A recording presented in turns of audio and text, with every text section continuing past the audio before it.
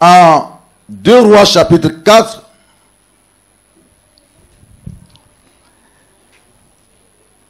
la Bible nous parle d'une femme.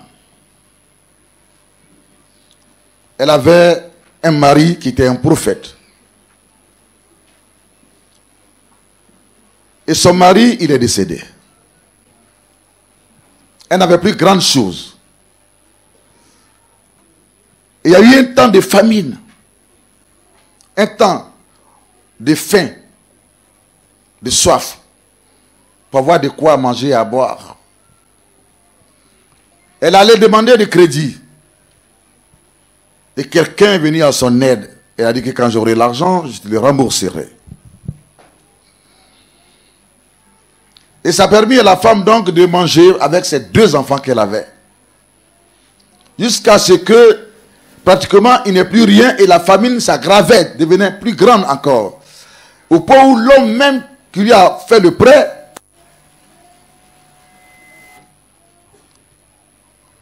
cet homme, il était affecté par la famine. Alors il est venu, tout menaçant. Madame, ça fait longtemps.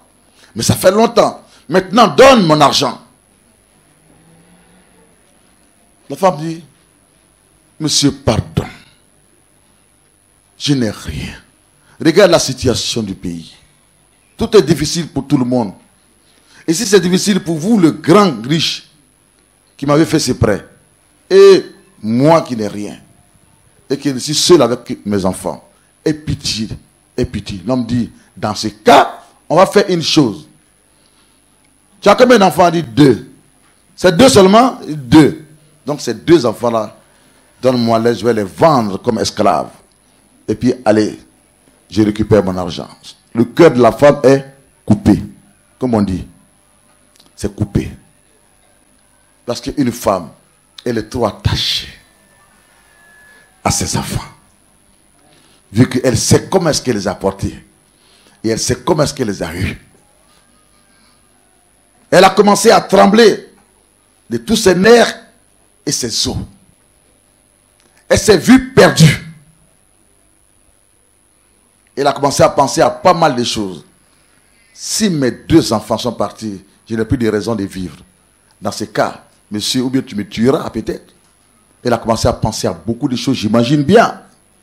Ou bien si tu ne me tues pas, moi-même je me tue. Pour dire que l'homme, il a plus de valeur que l'argent. Alléluia. C'est triste que certains tuent leurs enfants pour avoir l'argent. Mais ils auront des comptes à rendre à Dieu. C'est triste que certains tuent leurs amis pour prendre leur place dans le travail à cause de l'argent. Mais ils auront des comptes à rendre à Dieu. Ce sont déjà des Caïns qui n'ont pas d'espoir, d'espoir. Et l'argent qu'ils vont avoir, ils ne seront jamais heureux avec cela. Jamais heureux. Ils ne seront jamais satisfaits avec cela. Jusqu'à ce que Dieu reprenne leur vie et qu'ils rendent compte à Dieu. Il est donc temps de se repentir de ces mauvaises pensées, de ces mauvaises attitudes. Pour savoir que l'argent n'a pas plus de valeur que l'être humain. Car l'argent est là, mais c'est l'être humain qui cherche l'argent. On n'a pas besoin de tuer pour avoir l'argent. Car si tu vis et que tu cherches l'argent, Dieu te bénira. Il bénira ton travail. Il bénira ton sérieux. Et tu trouveras cet argent.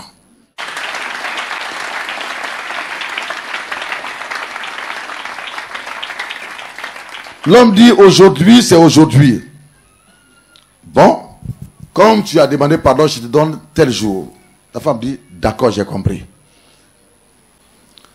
Et dans sa panique, dans sa peur de perdre ses 2 enfants, elle ne savait plus que faire. Son mari était prophète. Elle savait prier. Elle a peut-être prié. Elle a peut-être jeûné. Bien-aimé. Jusqu'à ce que le moment opportun arrive. Quelqu'un dise le moment opportun. Le moment favorable. Le moment de grâce. C'est aujourd'hui, le jour de grâce. venez à lui dans son paradis. C'est aujourd'hui le jour de grâce. Venez à lui dans son paradis. Oh, venez, c'est aujourd'hui le jour de grâce. Venez à lui dans son paradis. Est-ce qu'on peut acclamer le Saint-Esprit? Est-ce qu'on peut acclamer encore le Saint-Esprit? Merci. Asseyez-vous. Bien-aimé, ce jour de grâce fut l'arrivée du prophète Élisée dans la ville. Le prophète Élisée dans la ville. Il y avait beaucoup de prophètes, mais il était exceptionnel. Parce qu'il avait sur lui la main de l'Éternel. Il portait le manteau de Dieu. Il avait l'onction sur lui. Il avait une double onction sur lui. C'était le oint de l'Éternel. Il était rempli de bénédictions. Il était un dépôt de grâce. Un dépôt d'onction. Un dépôt de miracles. Parmi les prophètes, il était à part. Il était exceptionnel. Il était connu en cela. Par son sérieux dans le travail, son disciple là auprès de son père spirituel Élie. Les gens le reconnaissaient comme un homme solide, lourd et vrai. Pour le peuple d'Israël, de Juda, tout ce que vous pouvez imaginer, c'était un prophète reconnu dans le ciel, reconnu par Dieu le Père, le Fils et le Saint-Esprit, comme un envoyé de Dieu, comme un oint de l'Éternel. On pouvait discerner cette main divine de l'Éternel sur lui. Il était la bouche de Dieu. Maïsete malakatase. Arimokote sakabakatake. Et le temps de grâce arriva. Le moment prophétique, je voulais dire. Le moment idéal, je voulais dire. Avec l'homme prophétique. Avec l'homme idéal. L'homme providentiel. Oui, le temps providentiel. Maïseke molo satakaba. Lere molo sete makata sete.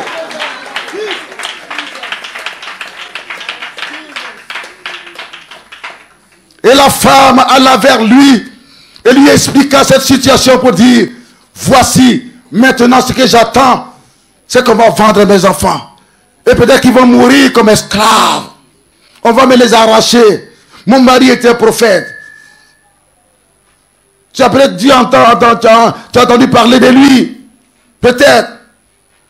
Je suis devant une difficulté. Il n'y a que Dieu seul qui peut m'aider. Alors, le prophète lui dit, mais qu'est-ce qui marche ici dans ce pays? Quel est le commerce qui marche ici dans ce pays? Quel est le travail où tu n'as pas besoin de faire demande d'emploi? Un travail libéral que tu peux commencer tout de suite là. Et qui peut t'apporter sur le champ un bénéfice. Elle dit c'est la vente de l'huile. Quelqu'un dit l'huile. L'huile. L'huile. C'est la vente de l'huile. Le prophète lui dit, alors, est-ce que tu as des vases, tu as des assiettes dans ta maison? Elle dit oui. Mais ce n'est pas beaucoup. Le prophète lui dit, va chez les voisins. Va chez les voisines. Avec tes enfants. Allez leur demander des vases. Allez leur demander des cuvettes. Des cuvettes, petites comme grandes. Qu'ils vous donnent, qu'ils vous donnent, qu'ils vous donnent. Car ainsi parle l'Éternel. Tes enfants ne seront pas vendus comme esclaves.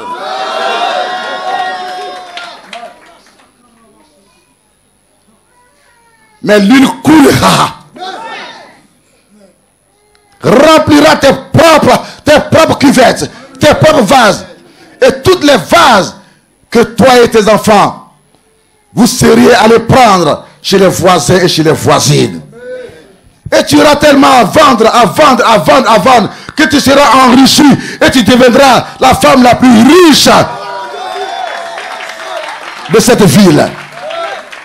On ne touchera pas à tes enfants. On ne touche pas à un homme de Dieu. On ne touche pas à sa femme. On ne touche pas à ses enfants. Ne touchez pas à mes oins, dit l'Éternel.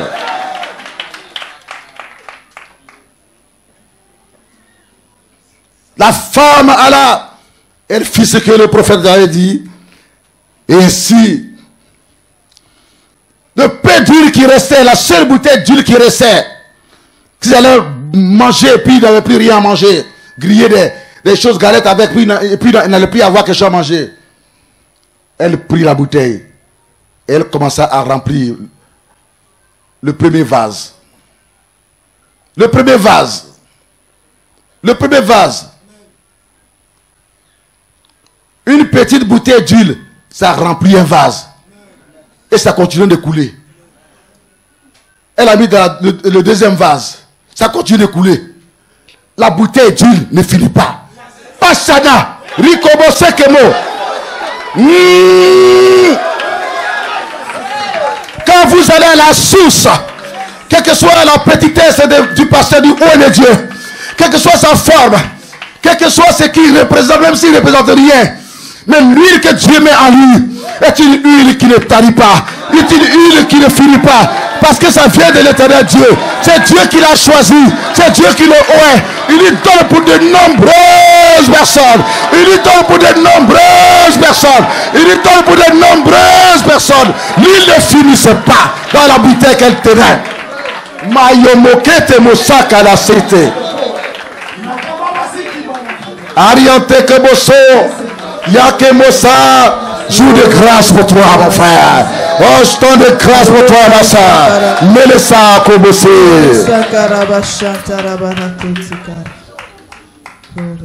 Jusqu'à ce qu'elle remplisse ses propres vases.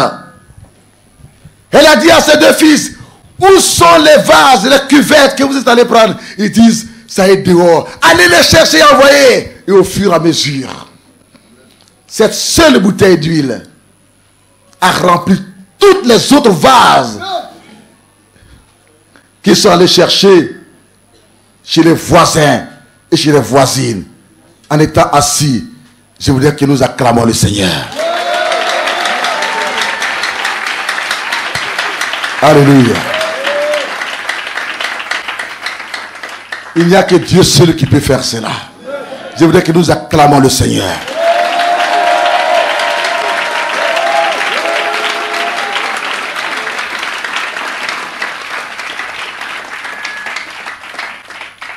Bien-aimé, c'est pour dire que ce qu'il vous faut,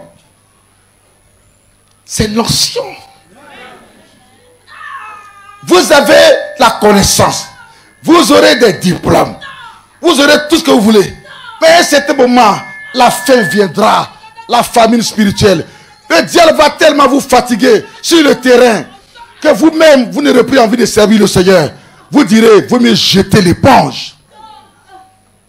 Car la réalité, en étant assis sur le banc d'étudiants, en théologie pastorale, et sur le terrain, en tant que pasteur, c'est deux réalités différentes. C'est deux mondes différents.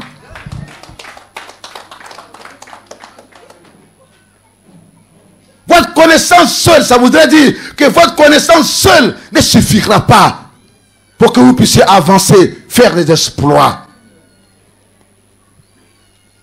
À un certain moment, vous serez dans une sorte de solitude, comme cette femme. Vous aurez des difficultés à manger. Mais quand bien même vous avez des difficultés à manger, et que vous êtes dans la solitude, et que cette solitude, bien ce moment vous permet de faire descendre l'onction de Dieu sur vous, vous n'êtes pas seul, alléluia. Vous n'allez pas avoir faim, alléluia. Vous n'allez pas avoir soif. Parce que l'onction qui descend sur vous est le signe de la présence de Dieu. Dieu continuera de vous dire, sois fort, persévère. Je t'aime.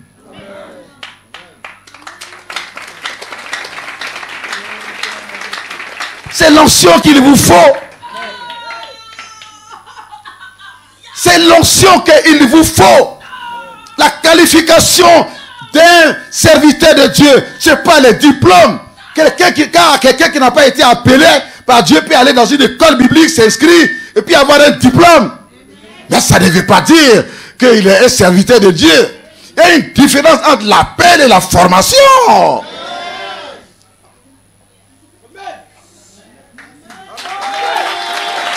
Malaketo Sokombo Sakalaketa.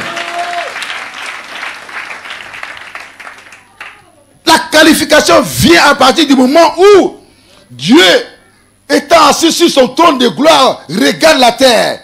Et il vous regarde de façon spécifique, de façon exceptionnelle, particulière. Et pendant qu'il vous regarde, son huile descend sur vous.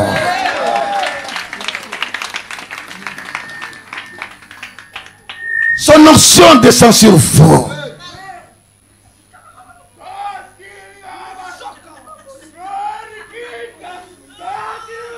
Eh bien, c'est seulement ce qui vous amènera, à être différent parmi tant de monde et parmi vos pères serviteurs de Dieu. C'est ce qui vous amènera à devenir dans la réalité une référence. Amenez beaucoup de gens à se référer à vous, à se référer à votre théologie, à se référer à vos méthodes, à votre manière d'aimer, de servir Dieu. Vous serez une impactation nationale et internationale.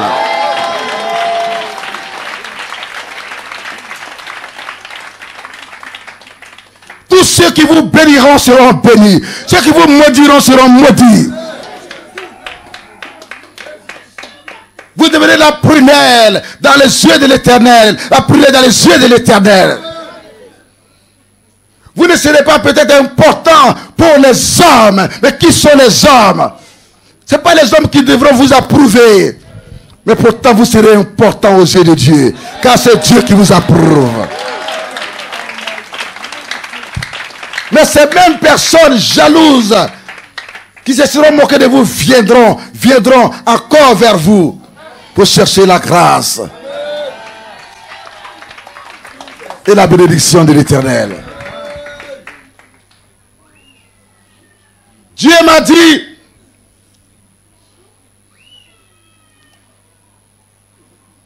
fonde de l'université de l'esprit,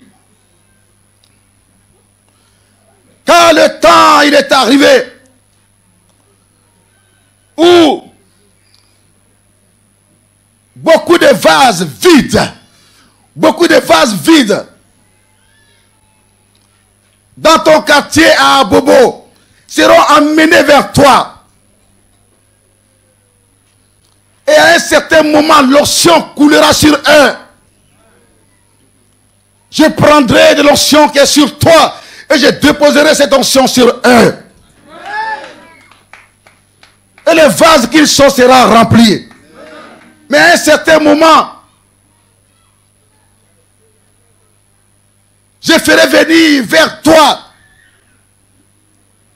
des vases venant de différentes églises, différents quartiers, différents pays dans ce monde qui viendront dans ton université, c'est-à-dire symbole des vases qui ont été pris chez les voisins et chez les voisines.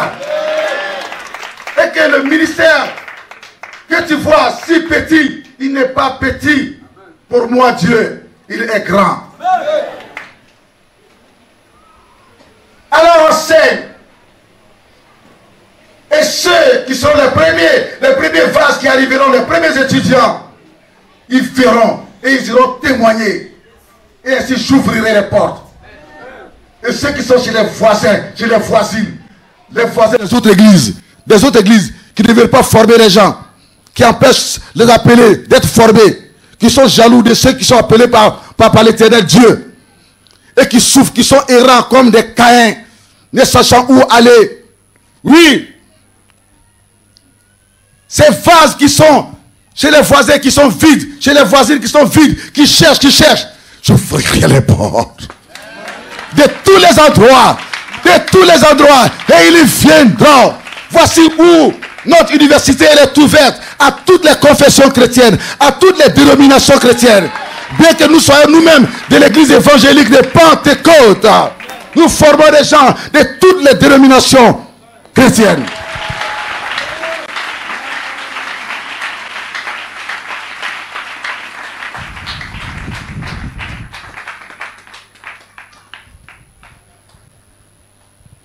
Et alors j'ai élargi la vision.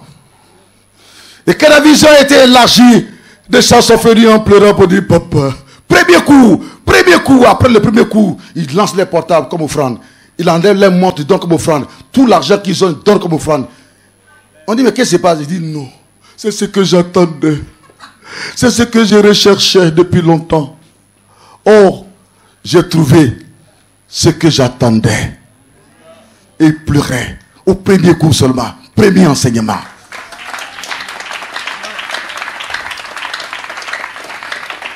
Là-bas, on acclame le Seigneur. Encore plus fort que ça. Plus fort que ça. Plus fort que ça, plus fort que ça. Plus fort, plus fort. Asseyez-vous, asseyez-vous, asseyez-vous. Plus fort que ça.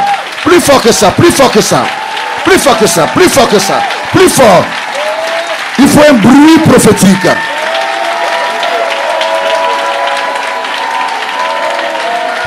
Alléluia. Et à cela aujourd'hui, toute la Côte d'Ivoire est remplie de serviteurs de Dieu qui ont été formés dans notre petite école. Et qui aujourd'hui exercent des ministères conséquents. Apôtres, prophètes, évangélistes, pasteurs, docteurs. Au point où, quand je vais à des conférences pastorales, à des réunions pastorales, des assemblées pastorales, et que j'arrive, ces étudiants qui se reconnaissent à moi, et d'autres qui ont lu mes livres et qui sont devenus seulement des pasteurs, ils se lèvent et se tiennent debout et ils acclament le Seigneur pour l'arrivée du révérend Michel Vako.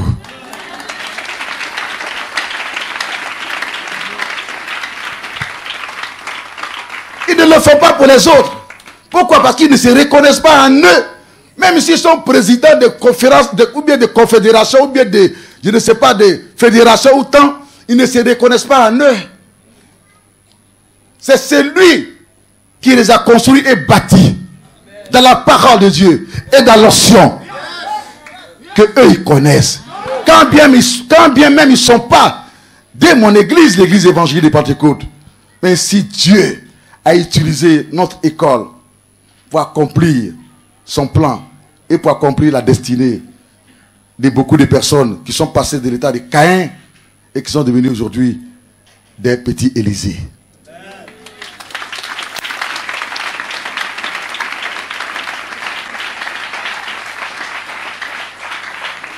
Lui, il a peut-être tari, mais lui, il tarira. Quand tu as été béni ici, et que tu vas, et que tu ne connais plus le révérend Michel Vako, tu fais des miracles, tu penses que c'est ton onction, tu te trompes. C'est l'onction du révérend Michel Vako qui agit en toi. Est-ce que c'est clair? Mais tant que tu ne seras pas reconnaissant pour venir payer soit ta dîme des dîmes, là où tu as été béni, pour faire des offrandes là où tu as été béni, exprimer ton action de grâce, il y aura un temps de tarissement. Tu n'as pas une onction qui fait de toi la source. Non. Non. Ce n'est pas tout le monde qui devient la source. Tu as reçu par imposition des mains. Ça vient de quelque part. C'est quelque part, on ne l'oublie pas. On ne parle pas mal de ce quelque part. On ne parle pas mal de cet homme de Dieu. Sinon tu tariras. Alors où est-ce que tu payes ta dîme? Toi qui as été béni ici, toi qui as reçu cette grâce, où est-ce que tu payes ta dîme des dîmes? Où? Tu la payes vers ceux qui t'ont traité hier de Caïn et qui t'ont chassé. Tu n'iras pas loin. On n'oublie jamais son bienfaiteur.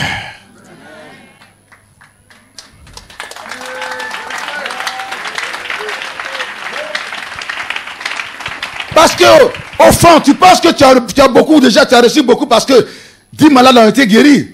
Mais tu ne sais pas que quand tu imposes les mains, l'onction, là, ça te quitte. La décharge te quitte, ça devient sur quelqu'un. Il est guéri, il s'en va. Mais après ces quelques miracles, c'est fini. Et comme tu n'es plus connecté, tu ne parles plus, tu as quitté. Là où Dieu, la source, tu as quitté la source, que feras-tu? Que feras-tu? Tu vas mourir spirituellement. Et tu risques d'aller chercher encore travail de maçon, travail d'apprenti chauffeur ou travail de menuisier. À ta honte. C'est la preuve que tu n'étais pas un appelé, mais tu étais seulement un profiteur. Et les profiteurs, il y en a beaucoup. Oui à la connaissance, oui à l'onction, mais il faut savoir garder, que faire pour garder cette onction? D'où la connexion. Il y a un pasteur qui m'a écrit de Daloa. Il m'a dit qu'il a une église là-bas qui s'appelle la Voie de l'Onction. C'est-à-dire qu'il exerce un ministère de guérison incroyable. Qu'il était venu ici. C'est ici que j'ai prophétisé sur lui et puis le don est venu sur lui. Mais je ne le connais pas. Vous savez comment je l'ai connu? Alors, lorsqu'il est venu, il m'a envoyé une lettre. Pasteur, révérend, apôtre, c'est ici que j'ai tout reçu. Et vraiment, j'ai 2 églises là-bas. Il dit, mais franchement, dit, l'onction à Tari. Il dit quoi? Il dit la rizière à Tari. C'est sa lettre, ça. La rizière à Tari. Mais ça tarira. Donc, je suis venu pour que vous m'imposiez les mains pour que je puisse recevoir encore. Oh, je suis ton boy. Je suis ton manœuvre. Quand tu es béni, tu ne me connais pas. Tu ne connais pas l'endroit où tu payes tes dîmes. Tu es un pasteur, est-ce que tu payes même la dîme des dîmes? Et comment tu peux être béni financièrement? La dîme des dîmes, tu ne la payes pas. Tu es un pasteur, tu n'as pas de père spirituel. Tu dis seulement par profit que le révérend Vako est mon père spirituel, mon père spirituel. Mais quelle relation as-tu avec le révérend Vako? Tu le visites une fois par tous les 5 ans. C'est ça qui est père spirituel? Non. On acclame le Saint-Esprit.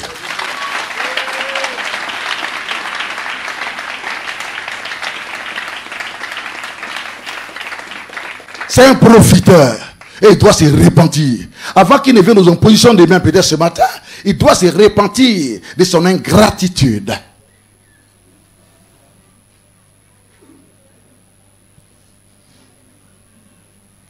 Quand Dieu veut faire de vous, ou bien quand Dieu fait de vous une source de bénédiction, non.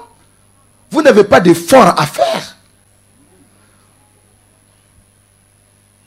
Au moment où les gens viennent dire impose-moi les mains, vous ne les imposez pas les mains. Votre main est chargée déjà de l'onction. Vous les touchez seulement. Dieu fait de vous une source de bénédiction. L'onction coule, ça coule. Vous êtes chargé. Vous les touchez tout simplement, puis ça descend sur eux. Ça descend sur eux. Mais si vous devez prier pour 1000 personnes, vous allez imposer les mains à 1000 personnes. Vous soufflez sur eux, puis l'onction vient sur eux.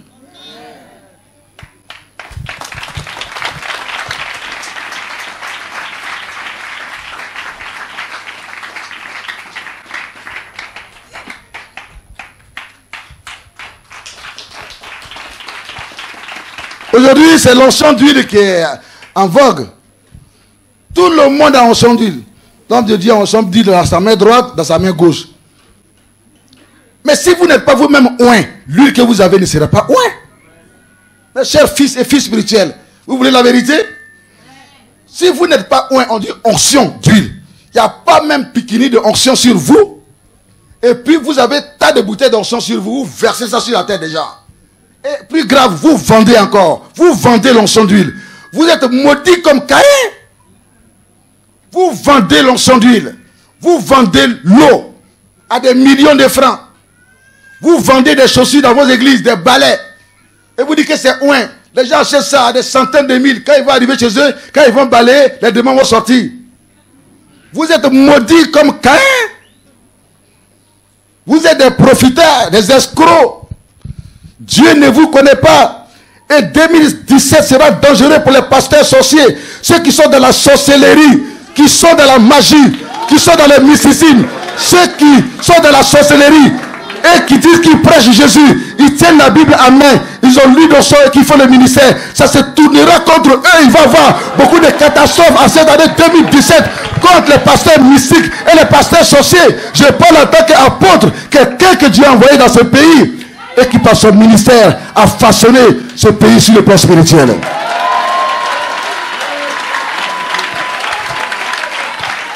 La vraie onction détruira l'onction satanique que les soi-disant sorciers devenus pasteurs qui portent le nom de pasteurs utilisent pour brouter. Vous pensez que le broutage c'est seulement avec les brouteurs de Yopougon, les brouteurs de je ne sais où, d'Ayamé ou bien d'Abobo. Il y a des brouteurs, des pasteurs brouteurs dans l'église aujourd'hui. Mais Dieu va commencer en 2017 à enlever l'ivraie, à les frapper. Il va y avoir une cascade, une avalanche de châtiment qui viendra sur ces faux serviteurs de Dieu. Ils sont des sorciers, ils tiennent la Sainte Bible dans leurs mains et ils utilisent les versets de la Sainte Bible pour tromper pas mal de personnes. 2017 est la fin de leur ministère. Ce qui va les sauver, c'est leur repentance. Leur repentance à quitter la sorcellerie. On dit Amen.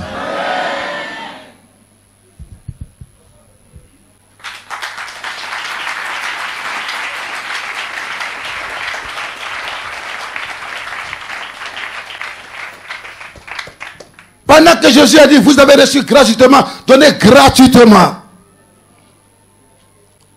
Et il commercialise les choses sacrées. Il commercialise le salut, la délivrance, la guérison. Tant de personnes que Dieu a guéries ici hier dans les paroles de connaissance. Qui a donné ses francs pour qu'ils soient guéris? Sans que je ne touche quelqu'un. Et par les paroles de connaissance à distance. Qui a donné quelque chose pour qu'il reçoive la guérison? Personne.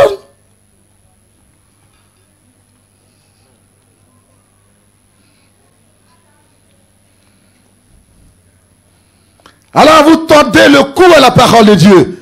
Mais la parole de Dieu est la parole de Dieu. C'est votre cou qui sera tordu, vous-même votre cou.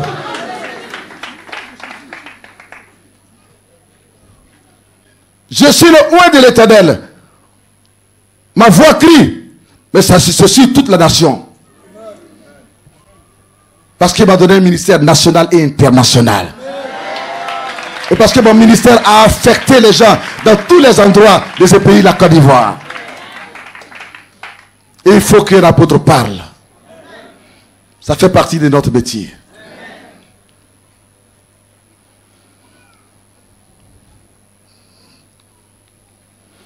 Dieu choisit ce jour pour appeler les personnes, les vrais appelés, ceux qui ont été formés comme vous, la 18e promotion, et qui sont vides, leur vase est vide, à venir, pour recevoir une onction nouvelle.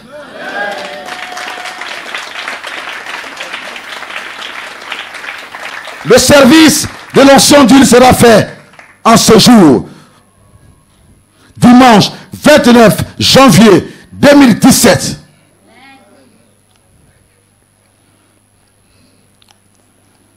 Ça va changer l'histoire de ton ministère, l'histoire de ta vie chrétienne, Parce que dans cette huile, il y aura autant de bénédictions, exaucement, guérison, délivrance, prospérité, porte ouverte, autant de bénédictions dans cette huile qui va venir sur toi. De sorte que par la grâce du Seigneur, chaque jour de l'année 2017 soit un jour de grâce et de faveur. Pour toi, dans ta maison, dans ton travail, dans ton ministère. C'est à cela que nous appelons cette convention la convention du jeûne de consécration. Tu es venu te consacrer à l'Éternel. Tu es venu pour une nouvelle alliance, sinon pour renouveler ton alliance avec l'Éternel. C'est la consécration de ton cœur d'abord. Et Dieu l'a vu pendant 4 jours. Nous sommes aujourd'hui au 4e jour, 5e jour. Et nous ne sommes même pas pressés. Parce que quand on est sur la montagne de Dieu, Pierre pouvait dire à Jésus, mais Seigneur, restons là, restons là. Nous allons faire une tente pour Moïse, une tente pour Élie. Et puis on va rester encore sur la montagne. Parce que c'est tellement beau. On apprend tellement de choses. En 4 jours, 5 jours, ce que tu as appris, tu as fait des années dans ton église, tu n'as jamais appris cela. On acclame le Seigneur.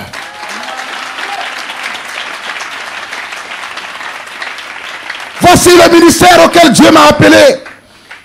Pas pour être pasteur d'une seule dénomination ou d'une seule église, mais à former tout le monde. Les rejeter. Mais quand tu es rejeté et que tu as été formé, il faut être digne. Et que tu as eu un père. Tu n'avais pas de père comme Caïn. Et Caïn est mort comme cela. Mais toi au moins, Dieu t'a donné un père. Tu cherchais un père. Tu cherchais un endroit où on va te former. Tu es arrivé. Ton comportement est important. Ton comportement, c'est important. Alléluia. Alléluia. C'est important.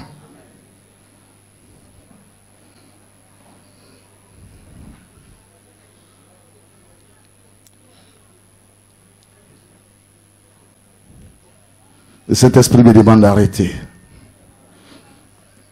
Nous allons nous tenir debout.